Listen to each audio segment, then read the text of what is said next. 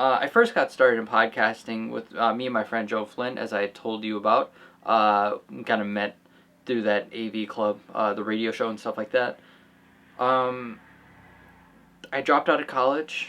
Joe actually didn't go to college. He went straight into kind of producing, freelancing, doing his own thing. He PA'd on a couple shoots, stuff like that, just to get some experience. He wanted to eventually be a movie producer. So this was more of a stepping stone for both of us. We didn't plan on doing the podcast show for such a long time.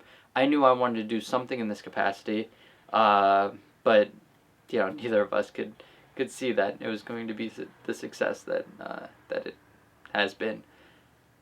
Of course, Joe.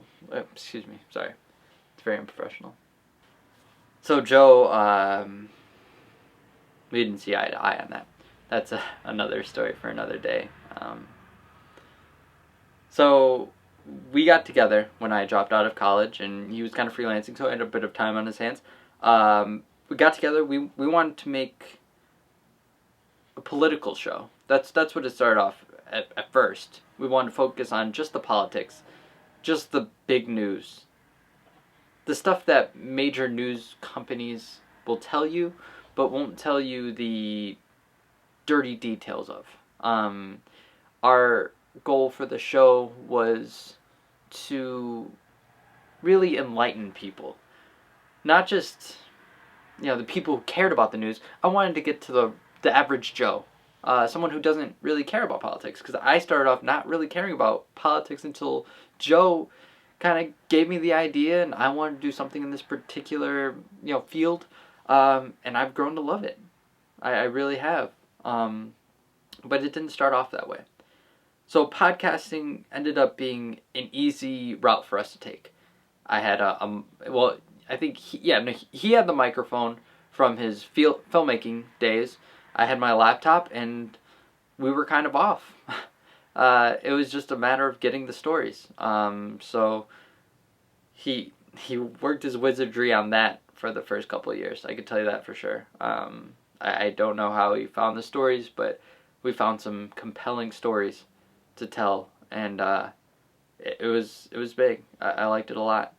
Now, when I say it was big, it wasn't big in terms of fan base, but it was big for us. We knew we were onto something there. The aim of the show as of now has changed a lot.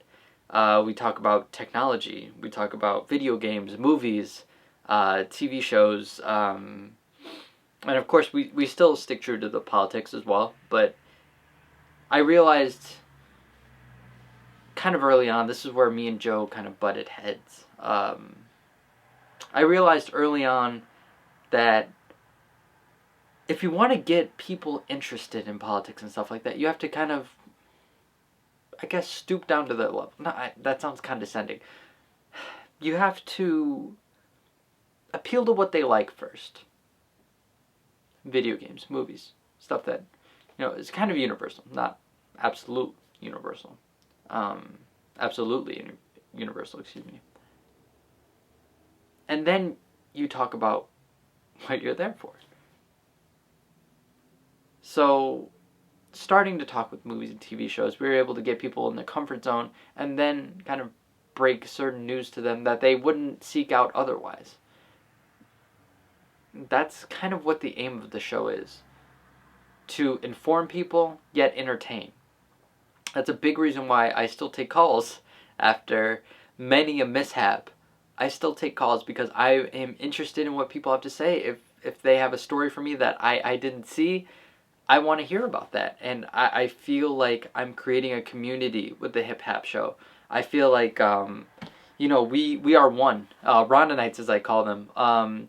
We are one, and we kind of strive for the truth. We want to know what's going on in the world, and we want to inform each other. The forums that I go on quite frequently, I can see my people out there, and it's amazing. It's amazing to know that there are people out there that listen to my show that are lobbying me to other people. I mean, there's nothing in the world like it to have a community of like-minded people that I was able to bring together with the show. It's truly humbling.